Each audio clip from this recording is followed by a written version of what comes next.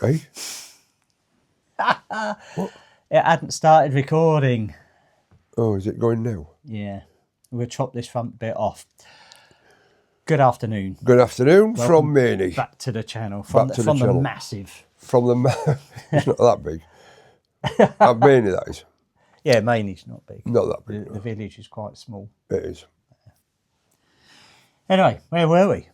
What a week it's been in What a week it's been. current affairs, international affairs. International affairs, current affairs, We're not involved. no. The former Prince of York, the former Duke of York, Prince Andrew, or now Andrew Mountbatten Windsor, been arrested yesterday for on suspicion of misconduct in a public office. We'd let the investor no comments on that because the investigation is ongoing, and the proof of that is the fact that it doesn't matter who you are or how high you are. You in above the law. Clearly linked in with the US with Epstein case because of the linkage between the two about the stuff, but that's something else we can't really talk about because we don't know. Only going up what the BBC tell us. Only know what you show. Only not sure what you know. Speculative outcome. But it is the first, as far as I know, and I'm probably wrong, the last time we had this sort of event with royalty and the law was 1645, was it? With Charles First being executed, tried and executed, and very quickly how the king had said in his statement was saying that he's not going to interfere. Let's see where the law takes it. And it is one of those, sort of back of my mind thinking, like I said, Jill, I've been trying to look deep online and find out what the government passed yesterday while everybody else was concentrating. You get that feeling. You get that feeling, don't you? The way public affairs and public office works, you get that feeling that these things are a distraction, deflective from what's really going on. Yeah. And I'm not a conspiracist myself, no. Though we know conspiracies do happen. But it suggests that we're old enough to understand that there are smoke screens. Yes, yeah. I mean, again, the momentous of it happening was not on a par with, because that was even greater, was learning when the Queen had died, because the majority of us in this country, unless you were born before 1952, that was all you'd ever known. And I do remember my late father, bless him, born in 1934, saying, "Well, that's another one I've seen off." Yeah. And, what? Yeah. He said, "Well, I was born when George V was the throne, and then he died." He said, "And then Edward VIII abdicated." Yeah. He said, "And we got George the Sixth." He said, "And then he went, and then we had Elizabeth, and now she's gone." And so he lived through all those monarchs, whereas and it's a bit like when people Victoria, wasn't it? The people that had only ever had Queen Victoria on the throne, and it was that sort of new dawning of what was what the world would look like. Interestingly enough, a little fact that I read this week, actually. Nice. Who was the last Prime Minister in this country to run full term? The full term as office as Prime Minister. That's a bit of a teaser, this one. It is a teaser. Yeah.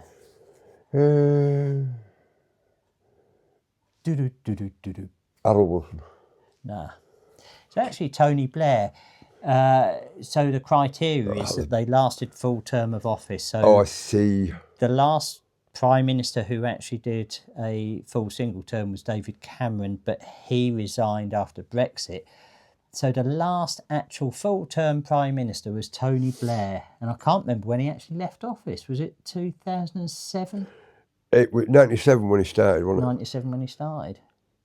Yeah.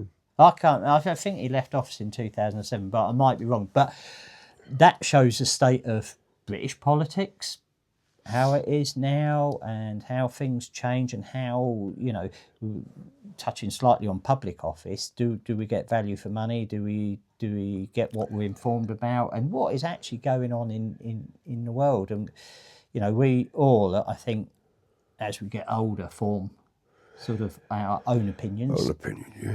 Sometimes flexible, sometimes hardened, but you can't trust people in public places, I don't think.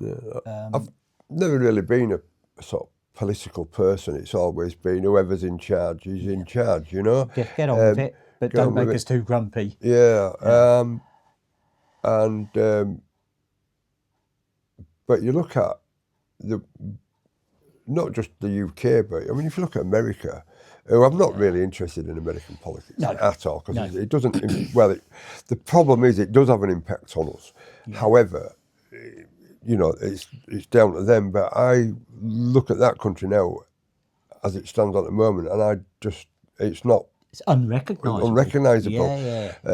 For what I. It almost looks like what's happening in 1950s. McCarthy. Yeah. The communist hunt, and then what was all the segregation about as well when they sent in the National Guard? I can't remember the lady who. That were Rosa Parks. Yeah. Because she sat on a seat on a bus. How outrageous! And you kind of look at what is happening, or what we're being shown in America, and I don't want to go too deep into it because it really is none of my business. You can go round and round in your head, but it doesn't look very healthy, does it? No. Well, I think my funniest, that Ice Baby. And my funniest one, I think, was when and I don't know how true it is, but it's an ICE agent had stopped a guy, clearly not white, Anglo-Saxon Protestant, the guy that he'd stopped wasn't. And he'd said about him, you know, illegally being there, and he then sort of whips out his documentation, informed him that he was the FBI. He was a chief of some, or he was the chief of some Native American tribe, who then said, "I think you're the immigrant," and that would have been quite good. But it is frightening, and people that are.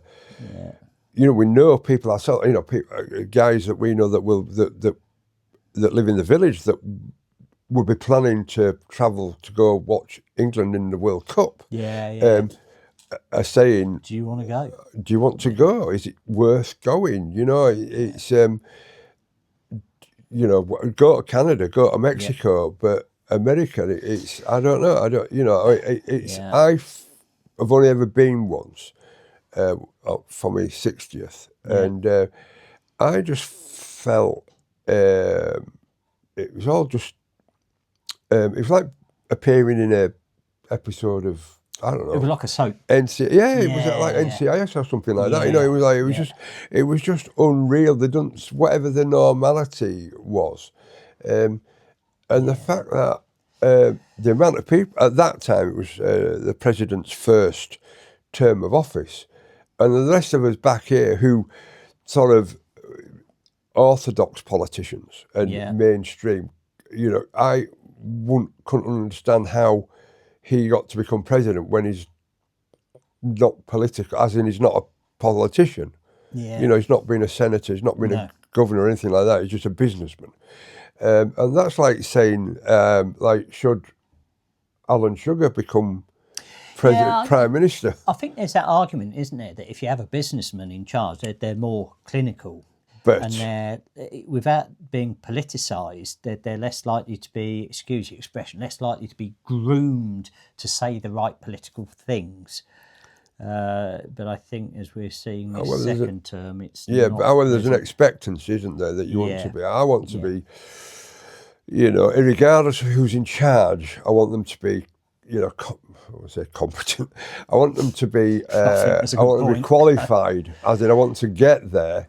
By working the way through the system to get there. Starting off you know, either, you know, They've got a lower pedigree, echelon, haven't they? them working their way through and the Like an understanding apprenticeship. of the system. Yeah. Yeah. But yeah, so it is a bit strange, and you know, this thing with Iran. I mean, there is no such thing as like a how can we say it? There's like a surprise attack. You can wake up in the morning, but you know something's brewing. But you know, in the old days when it was like, you know, intelligence operatives spreading rumours about that something was going to kick off. Here we are now with satellite images showing ships sailing into the Straits of Hormuz and stuff, and them threatening and saying within 10 days and stuff. So it's almost like, I mean, I think the precursor to I think Russia and Ukraine was the fact that when they retook the Crimea, should have been a warning, and I wasn't expecting that day. I wasn't expecting that that special exercise, was it? Yes. I wasn't expecting that. And the other thing I wasn't expecting, I thought, as you remember, we were sat in the pub watching it and saying, they'll be in Kiev in 2 weeks. And here we are nearly 2 years later. That long convoy. Yeah, and it's... and they cut the head and tail off and just ripped through the middle of it. And but what it did for us is it sort of confirmed what we already knew, that the Russians have a plan and stick to it, and they've got enormous amounts of equipment, but it's not that good. Yeah, I mean, it's hard to tell if we've seen the. Well, do we really see what's going on? That's the thing. Are we seeing? Excuse your expression. And again, no disrespect to anybody who's been in a theatre of war, but are we just seeing the cannon fodder over there? I don't, you know, we see what we're shown. Yeah. Yeah, so... I personally don't like the thought of war having, you know, learnt a bit about the First World War and the Second World War, you know, not an expert, but got no more way around it. Yeah. Complexity. And it's I get the smaller skirmishes, for want of a better expression, but the thought of big multinational war is it doesn't bode well. No, I'm all right. I'm 68 next. Well, I think we'd send him there anyway. We'd put you out there. We could probably halt an armoured attack with some of your jokes. Could do. If he's offended, I'm going to get the beating. No, not me. Stop recording. Not me. No. And I've been insulted in better places than my own. By better people than myself. Yeah. No, but it Prince Philip once saying to me, "Get out of my way." Yeah. He's not even on the medication. I'm not even on medication. We are subdued today. We are a little bit subdued. I think we should lighten up a little bit. Subdued. You know, we've got the weather wizards. Yeah, I think, you know, apart from all the rubbish that's going on in the world, at the bottom level, in where we are now, it's fantastic. Yeah. Retirement, love it to... Oh, you're working, aren't you? Well, not every day. Not every day, no. Good God, old boy. If you can call it that. And, how dare you level at me? I find it, you know, it's fun. And did you see that thing? No, I'm not going to mention it because it's a bit political. No, don't mention that one. Don't mention the war. I did, but I think I got away with it. What do you mean, don't mention the war? You started it. In fact, no, that's a good idea.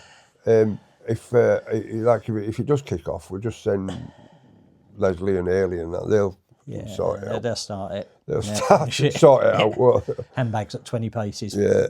You've all been very naughty boys. Yeah. I don't know. Anyway.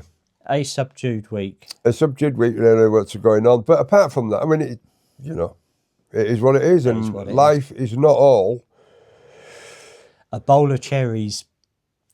What does that even mean? Life is not a bowl of cherries. I think it's a box of chocolates. No. Oh, no. Life is like a... I'm like a box of chocolates. Box of chocolates. Well, I've only got one and I can't get the bloody lid off. I think we should call it. I think we should call it a day. And really, all the thing was today was to say this is what's going on, and just really just say, look, you know, start thinking. And if you haven't looked, and if you have looked, Be happy. You know, be happy, and you know, don't let the grind you down. Yeah. Adios. Adios.